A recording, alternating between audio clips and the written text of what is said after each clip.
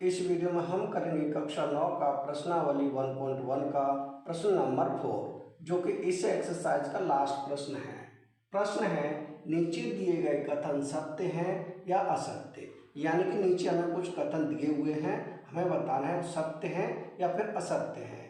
कारण के साथ अपने उत्तर दीजिए, यानी उसका कारण भी बताना है। हमें बताना है ये सत्य है या असत्य है, अगर सत्य है तो क्यों और असत्य है तो क्यों, यानी उसका कारण भी देना है। तो सबसे पहले है, प्रत्येक प्राकृतिक संख्या एक पूर्ण संख्या होती है। यानी कि प्रत्येक जो प्राकृतिक संख्या होती है वो पूर्ण संख्या होती है, तो ये होगा सत्य। कैसा होगा? ये होगा सत्य। क्यों होगा? इसका कारण होगा क्योंकि जो प्राकृतिक संख्याएं हैं वो शुरू होती हैं 1 से, यानी 1, 2, 3, 4, 5, ये अनंत तक जाती हैं। प्राकृतिक संख्या 1 से शुरू होकर अनंत तक जाती हैं।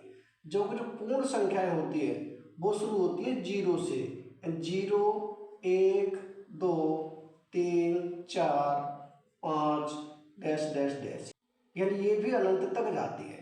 यानी पूर्ण संख्या 0 से शुरू होकर अनंत तक जाती है।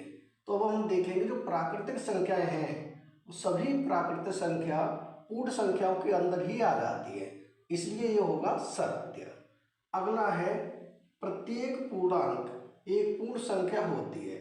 यानी प्रत्येक पूर्णांक होता है वो पूर्ण संख्या होती है, तो ये होगा असत्य। कैसा होगा? असत्य होगा। क्यों होगा सत्य?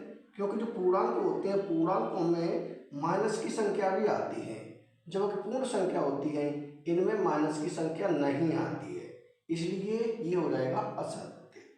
अगला तीसरा है, प्रत्येक परिमेय संख्या एक पूर्ण संख्या होती है। यानी कि प्रत्येक परिमेय संख्या होती है वो पूर्ण संख्या होती है, तो ये भी हो जाएगा असत्य। कैसा हो जाएगा? असत्य। असत्य क्यों होगा? क्योंकि जो परिमेय संख्याएं होती हैं वो सभी परिमेय संख्या पूर्ण संख्या नहीं होती। जैसे कि हमारे पास है 1/2, 1/2 है। 1/2 परिमेय संख्या तो है लेकिन पूर्ण संख्या नहीं है, तो ये हो जाएगी। पहले का आंसर होगा सत्य, दूसरे का होगा सत्य और तीसरे का होगा असत्य। यानी एक सत्य होगा, 2 असत्य होंगे। ये हो जाएगा हमारा चौथे प्रश्न का आंसर। यानी प्रश्न नंबर 4 हो चुका है कंप्लीट। अगर वीडियो पसंद आए तो लाइक करें, कमेंट करें और अपने दोस्तों के साथ शेयर करें। धन्यवाद।